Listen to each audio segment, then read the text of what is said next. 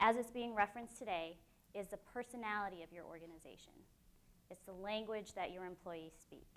And it's very important when coming to diversity and inclusion that you consider your culture, because it is better received by your employees when it is delivered in the same language and personality that your company already has. We're not going to get into why diversity is important. I think most of us know.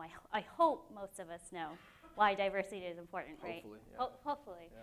But if not, you know, there's a lot of resources available. There are books, there's videos, there's Google, and according to Google, there are 217 million results answering the question, why is diversity important? And along with that, there are a variety of terms that we use when it comes to understanding diversity and inclusion in our workplace. As you can see behind me, there's a word cloud with about a few different terms. I'll name a few. There's equality, discrimination, sexual orientation. So when it comes to these terms, I'm pretty sure that we understand how pivotal they are to D&I.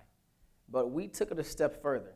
So we grabbed this word cloud along with the 217 million results that Loreli mentioned, and we put them into our funnel. It's a magic funnel. Exactly. And what came out was a simple yet effective equation. Culture plus needs equals initiative. And essentially what we found is that this equation, once implemented, can help you fundamentally impact the way you recruit, retain, and ultimately cultivate an inclusive and diverse work environment. So today, we want to explore how this sweet, sweet equation, culture plus needs equals initiative, can help you impact your workforce. And then we want to give you some examples of things we've done and the ways to take action. So let's start. I think it's pretty appropriate that today is all about reimagining the workplace. So I want to do a quick exercise and take everyone back to work. Well, sort of, in a way. I would like for everyone to close their eyes and imagine you're at work. Everyone. Maybe you're even at your desk. Now, imagine how it looks and how it feels. Now, let's ponder some questions as we explore your culture. First, how do you communicate? Second, what are the stories being told inside and outside your organization? Third, what do you value? And fourth, what activities are you taking part in? Now open your eyes. We're still here. Hopefully no one fell asleep. But I took you through that exercise to highlight the importance of defining culture when it comes to building initiative. As you can see on the screen, we have 4 components that we reference when building our initiative. We have communication, perceptions, values, as well as activities. And these components were pivotal in building what we coined the United Initiative. But it's important to note that this list isn't all-inclusive, as the components you use to define your culture might be a little bit different, which is totally fine, as what's most important is defining the components to help you to address your needs. It's all you. And that brings us to the needs portion of the equation. So it's culture plus needs equals initiative. So now I get to talk about needs. Everybody says they want to have a diverse and inclusive workplace, right? Yes. Yes. But we can mostly say that we're not all quite there yet, but we can work towards it. How can we identify our needs in terms of diversity and inclusion? The first step is looking at your demographics. What is the makeup of your workforce? What does it look like? And take that information and then look at some other relevant demographics like your industry, your community, and even your clientele. Does the makeup of your organization make sense? And once you get a good understanding of your demographics and can kind of identify some of your gaps in those areas, you can break it down a little further. You want to look at retention rates of your employees. Are there communities in your organization that are leaving faster?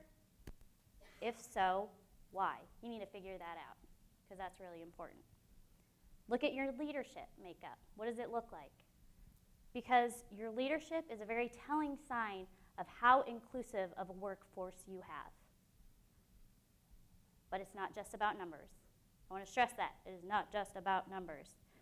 We also encourage conversations. This is in part of being inclusive and trying to understand your employees better. And having these conversations, we want you to communicate with employees in communities that you're trying to engage. Have conversations with them. Find out what's working, what's not working. How can we make it better? But also, in part of this process, understand that an individual does not speak for an entire community. But the more perspectives you're able to gain, the stronger your initiative is going to become. All right, so now that you've figured out your culture as well as your needs, then what? Well, spoiler alert, right? Just defining your culture and your needs won't get you to where you want to be. You have to take action. So let's explore some ways on how to do just that. As I mentioned before, communication was a component that we use to define our culture. And rightly so, as communication tends to be the foundation that most employees learn how to interact. So at Veterans United, we use a variety of tools. We use things like newsletters and company email, but we also use video from our CEO. We have an intranet and a blog that highlights our employees and their contributions. And then we even have something called a bathroom blog, which we put in every single bathroom. We call it the potty post, which sounds funny, but when you have a captive audience, those papers have been instrumental in informing our employees about diverse events, when they're happening, and ways you can get involved. And ultimately, it's a daily reminder that your company cares about diversity and inclusion. How your company is perceived is also a large contributing factor to your culture. How you're perceived externally and how you're perceived internally. So it's also very important to understand what areas of your company convey that message or perpetuate that image. So for marketing, are you using diverse representation in your marketing materials? Are you looking at diverse publications to market to? And customer service, is your company providing customer service at the same level to every one of your customers, regardless of their non-merit characteristics? And how are you perceived internally by your own employees? Human resources is a really important department to have engaged in this process. And that's because they have a hand in every moment, every point of talent management, all the way from the beginning for recruitment to the end with terminations and resignations. So having them involved in your initiative is vital. Does the personality and the actions of your human resources department accurately reflect your D&I mission? So now that we've looked at perceptions, what does your company value? Where are you spending your time and your energy? Are you promoting community events? Are you doing sponsorships? And with congruency, what's the representation? So if you look at community events, what events are you highlighting and which ones are you encouraging your employees to attend? At VU, we partner and advocate for a lot of organizations, one in particular being the DAP, the Diversity Awareness Partnership right here in Columbia, Missouri, whose main mission is to increase awareness, facilitate engagement, and also to provide education around diversity and inclusion. That partnership has been great for us for many reasons. One reason being is that they provide great education to our employees as well as the community. But secondary to that is because we didn't have to reinvent the wheel. There's already great organizations like DAP in your communities as well, already doing great things. So all you have to do is get plugged in, involve your employees, and maybe provide some sponsorships. Which takes me to my second point on this list, which is sponsorships. Where are you putting your money? If you're a big company, maybe it's just sponsoring a table at a diverse group or event. If you're a smaller company, maybe it's just one seat. The point is, put your resources towards things that you value. The last point on the list, representation, congruency. Are you showing up for the things that you sponsor and advocate for? And if not, you should make that a priority. Representation is key when you practice what you preach. Amen. Activities. So these are some common activities that companies have for ways to bring their employees together. There's leadership development, there's lunch and learns, and there are affinity groups.